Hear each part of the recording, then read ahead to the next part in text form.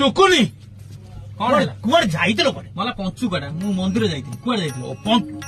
କାର୍ତ୍ତିକ ମାସ ପବିତ୍ର ମାସ ଧର୍ମ ଏ ମାସରେ ଧର୍ମ କରିଦବ। ଧର୍ମ ମୁଁ ଯେତିକି କଲିଣି ଏ ମାସରେ ମାନେ ମୋର ମାନେ 7 ଜନ୍ମ ଯାଇ ରହିଗଲାଣି। ମୁଁ କଣ କରିନି ସାଧା ପରେ ଏ ମାସ ଯାକ ଖାଇଛି।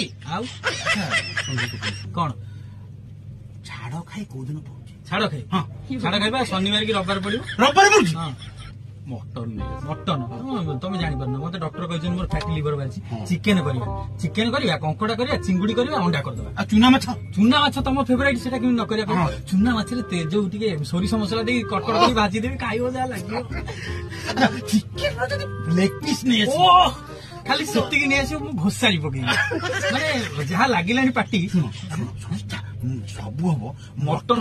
ହଁ ମଟନ ଅନୁଭବ କର୍ମ ଫିଲ୍ମରେ ଯୋଉ ମଟନ ଗୋଡ ମାରିକି ଭାଙ୍ଗି ଦେଇଛି ସେଇ ମଟନ ଗୋଡକୁ ମାନେ ଭିନେଗାର ଦେଇକି ସେକି।